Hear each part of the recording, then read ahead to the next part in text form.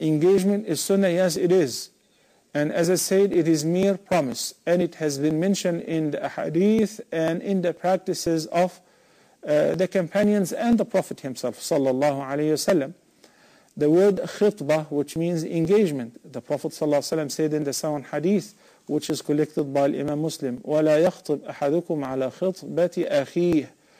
No one should propose to a girl who has been already engaged by somebody else.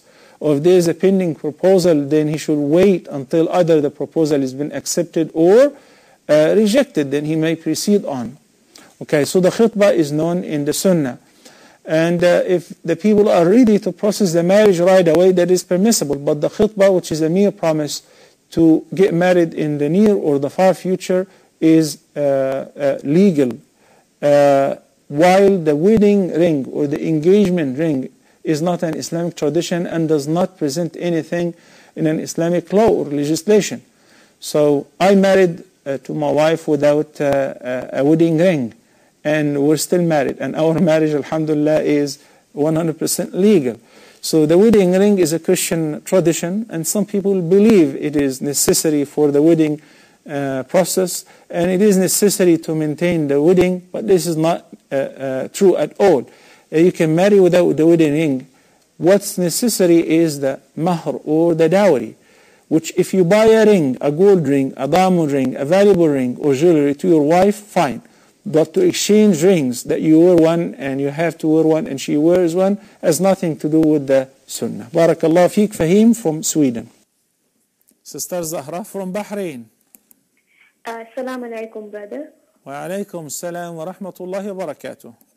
Yes, brother, I just had a question regarding, I'm engaged since 1 year, and I just wanted to know that I have been talking to my fiance since 4 months. I didn't know anything about whether it was lawful or no, but now when I just came to know that, I just heard from somewhere that it isn't lawful, it's haram. So I just can you just please explain or elaborate whether it's lawful or it's not lawful, since I'm very confused right now at this point. I don't know what to do. I'm just confused, I'm shocked. Okay, Zahra, can you tell me the subject of your conversation and how do you normally talk to each other? Like you Skype, you talk over the phone, SMS? I talk to him on the phone. Over the phone, okay. By yourself, like you lock yourself in a room and you talk to him? No, I talk sometimes in front of my mom, sometimes if mom is sleeping, sometimes in front of my dad. I talk like normally. I walk around my house and I talk to him. Okay, great. Okay, I will answer you inshallah right now, Zahra. Okay, pertaining this matter, let's set the proper rules first and make it very obvious so we are clear about it. Engagement is mere promise of getting married. So when a girl is engaged, she cannot accept more offers and proposals because she's already engaged. But if she decides, well, I'm not interested, then it is reversible, revocable, and she has the right to turn him off and say, I'm not interested. Likewise with him, and there will not be any obligations or commitment. So it is a promise to get married, which does not make any unlawful lawful, nor does it make any lawful unlawful. What does this mean? It does not make any unlawful lawful. You just heard Brother Abdullah from Sweden is talking about shaking hands with his colleagues. I'm talking about women, and we talked about it, that it is not permissible and so on. I'm engaged. Can I shake hands with my fiancé? No. Can we go out together to dine, to get to know each other better? No. Can we go to a movie together? Can he visit me at home whenever I'm by myself? Can I visit him at home when he's by himself? None of the above. Why? Because till this moment, he's still a stranger. I just give him a promise that I will marry him. Okay. What about the other equation? The opposite. It does not make any lawful unlawful.